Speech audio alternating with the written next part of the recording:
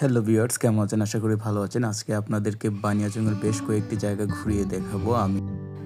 পৃথিবীতে প্রায় ২২টি জলাবন বা সোয়াম্প ফরেস্ট রয়েছে। এর মধ্যে ২টি বাংলাদেশে। একটি হলো সিলেটের রাতারকুল, অন্যটি হলো হবিগঞ্জের বানিয়াচংয়ের লক্ষ্মী বাওয়ার। আজকে আমরা বানিয়াচংয়ের লক্ষ্মী বাওয়ারে যাব এবং পাশাপাশি বানিয়াচংয়ের ঐতিহ্যবাহী রাজবাড়ি এবং সাগর দিঘিতে যাব।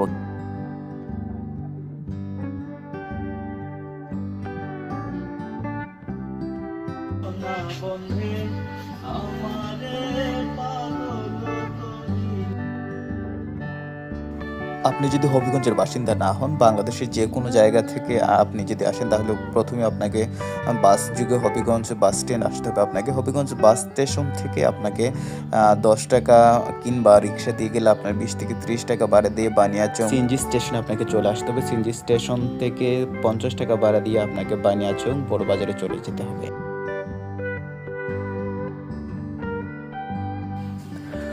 আমরা বাইকে করে যাচ্ছিলাম। হবিগঞ্জ কালাডুবার পাশেই একটি বিল রয়েছে। আপনারা দেখতে পাচ্ছেন বানিয়াচং যাওয়ার পথে হাওরের সৌন্দর্য আপনাকে মুগ্ধ করবে।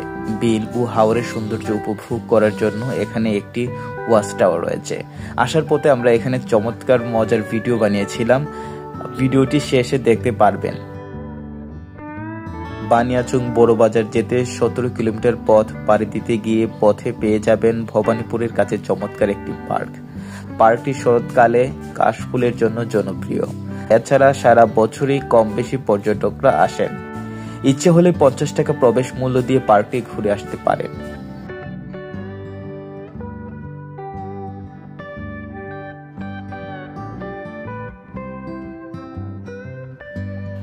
প্রকৃতিতে এখন বসন্ত। রাস্তার পাশে লাল টকটকে শিমুল ফুল মনকে আরো দ্বিগুণ সতেজ করে দিল। বসন্তকে ক্যামেরার ফ্রেমে ধরে রাখতে বিলম্ব করলাম না। বানিয়াচং গ্রাম বা বানিয়াচং উপজেলা বাংলাদেশের হবিগঞ্জ জেলার একটি বৃহত্তম গ্রাম ও উপজেলা। বানিয়াচং গ্রাম বিশ্বের সবচেয়ে বৃহত্তম এবং জনবহুল গ্রাম।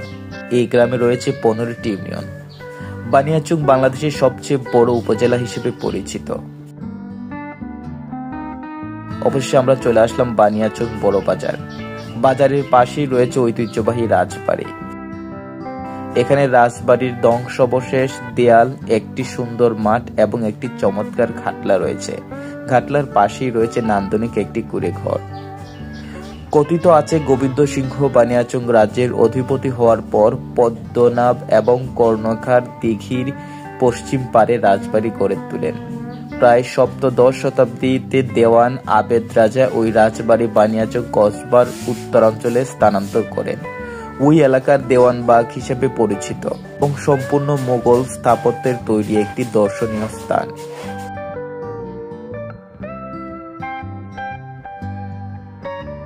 এবারের গন্তব্য সোয়াম্প ফরেস্ট লক্ষ্মী বাওয়ার। বড় বাজার থেকে প্রায় 1 কিলোমিটার পথ পাড়ি দিয়ে চলে গেলাম আদর্শ বাজার। এখান থেকে প্রায় 5 কিলোমিটার পথ পাড়ি দিলেই লক্ষ্মী বাওয়ার।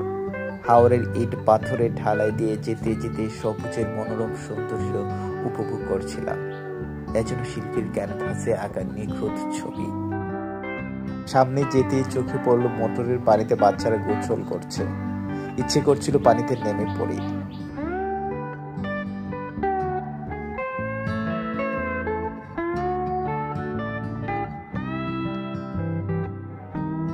সামনে যেতেই ভাটি বাংলার মানুষের জীবনযাত্রা চোখে পড়ল। নদীতে সবাই একসাথে কাঁধে কাঁধ মিলিয়ে মাছ ধরছে। নদীর সাথে মানুষের মেতালি বহুকাল আগ থেকেই। পাশেই গরুর পাল। সবকিছু মিলিয়ে বসন্তের এমন একটি দুপুর উপভোগ করতে পারবো কখনো কল্পনাও করিনি।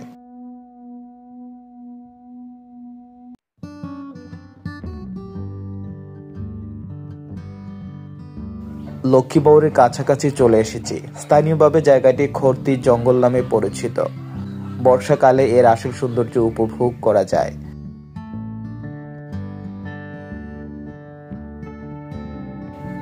প্রধান গেটে যেতেই পর্যটকদের জন্য কিছু নির্দেশনা দেখে নিলাম।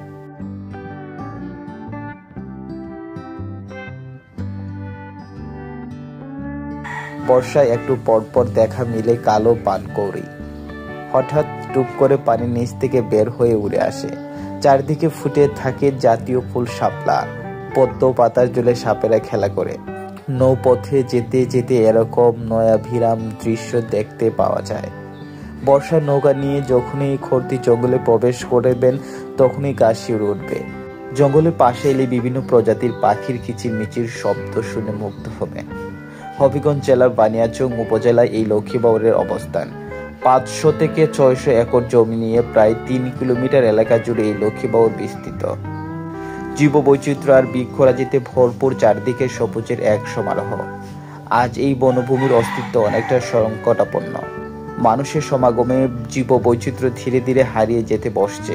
এর জন্য অনেকটাই দায়ী অপরিকল্পিত সিদ্ধান্ত। জঙ্গলের ভেতর দিয়ে যাওয়া পাকা রাস্তাটি হওয়ার কারণে দিন দিন জীব বৈচিত্র্য হারিয়ে যাচ্ছে।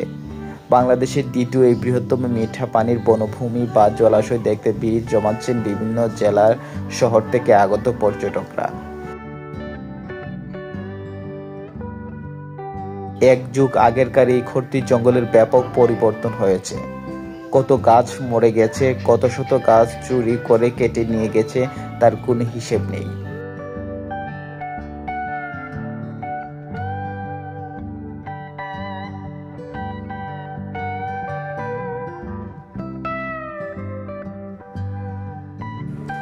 আমাদের এবারের গন্তব্য হলো কমলারেডি দিঘি, অনেকে সেটাকে সাগর দিঘি বলে থাকেন। আমরা এবার লক্ষ্মীবাউর থেকে চলে যাচ্ছি। তো আপনাদেরকে আরেকটি কথা জানিয়ে রাখি, লক্ষ্মীবাউরের আশেপাশে কোনো ধরনের কোনো হোটেল বা খাবারের কোনো ব্যবস্থা নেই। আপনারা যদি আসেন তাহলে খাবার সাথে করে নিয়ে আসবেন। আমরা বানিয়াচং বড় বাজারের মদিনা হোটেলে খেয়েছিলাম, খাবারের স্বাদ ভালো ছিল। তো আমরা খাবার দাবার সেরে চলে গিয়েছিলাম সাগর দিঘিতে। তো আমরা চলে আসলাম সাগর দিঘিতে। দিঘির চমৎকার সৌন্দর্য আমরা উপভোগ করলাম। দেখার মতো আসলে সেই দিঘিটি ছাড়া দেখার মতো আর কোনো কিছু এখানে আমরা পেলাম না। তো আমরা দূর থেকে দেখতে পেলাম দিঘিতে একজন মাছ ধরছে। তো ইচ্ছে হচ্ছিল তার সাথে মাছ ধরে আমিও নেমে গেলাম, নেমে গিয়ে মাছ ধরতে শুরু করলাম।